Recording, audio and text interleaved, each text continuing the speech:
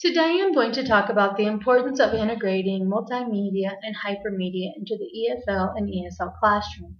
Just a quick side vocabulary note. EFL is the study of English in a non-English speaking country, and ESL is the study of English in an English-speaking country. So for example, a Mexican student learning English at a private language school in Mexico City is an EFL student, while a Saudi Arabian student studying English at an English program at a community college in Virginia is an ESL student. I will use these terms throughout this video blog.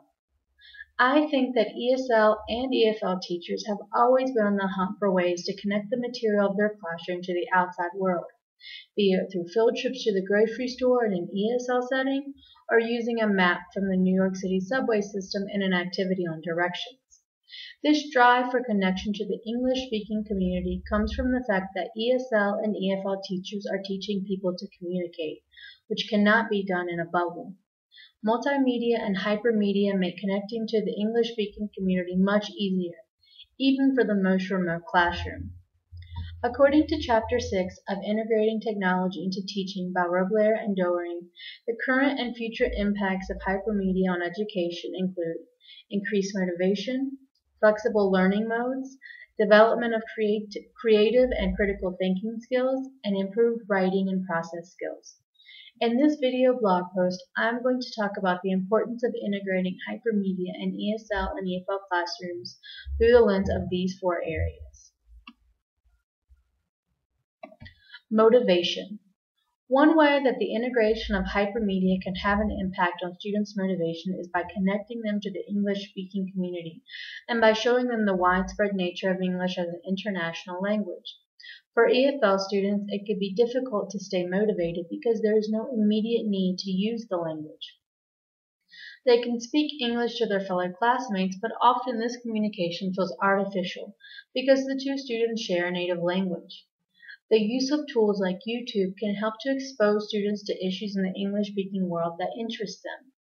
For example, the YouTube video Coney 2012 captivated the girls at the bilingual school where I work in Mexico. They did not seem to mind that the video was nearly half an hour in length. Other tools like Facebook and Twitter can provide opportunities for authentic communication between the teacher and the students about classroom assignments and between the students and other English speakers. Flexible learning modes. The explosion of Web 2.0 tools has made it possible for students to express themselves and to showcase their proficiency in English in a variety of ways. Students who feel confident in their speaking abilities can create podcast or video blogs. Students who feel more confident in their writing abilities can create blog posts or Prezi presentations. Finally, students with different intelligences can use tools like VoiceThread to use images, writing, and audio clips to express themselves and to collaborate on a group project. These types of tools keep the focus on communication instead of making our students into grammar teachers. Creative and critical thinking skills. In addition to using Web 2.0 to allow students to creatively express themselves in the mode that is most comfortable to them, hypermedia can help teachers to teach critical thinking skills.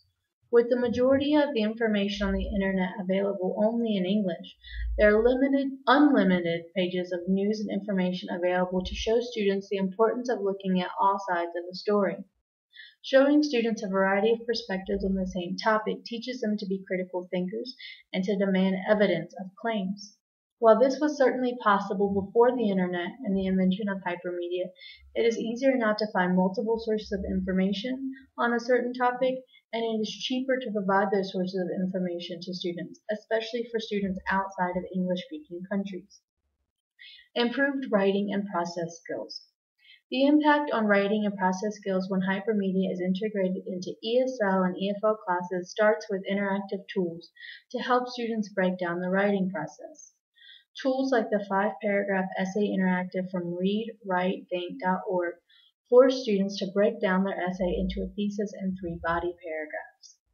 The visual as well as the step-by-step format of the interactive can be helpful to students struggling with organizing content in English, which can be an area that even advanced learners of English struggle with. The interactive also emphasizes the process of writing over the over the product, which is something that can also be difficult for teachers. In addition to interactive tools, Web 2.0 tools allow students to publish their writing for the world to see. For example, students living in remote communities can write the information for the Wikipedia page about their own town or area. Knowing that a work is going to be published definitely leads to increased quality, and you can imagine the pride the students feel when they get to give the information about their own area, school, or particular group to the world. Other tools that allow students to publish written work are blogs, class websites, and portfolios, to name a few. These are just a couple of ways that the integration of hypermedia into ESL and EFL classes can have an impact on learning.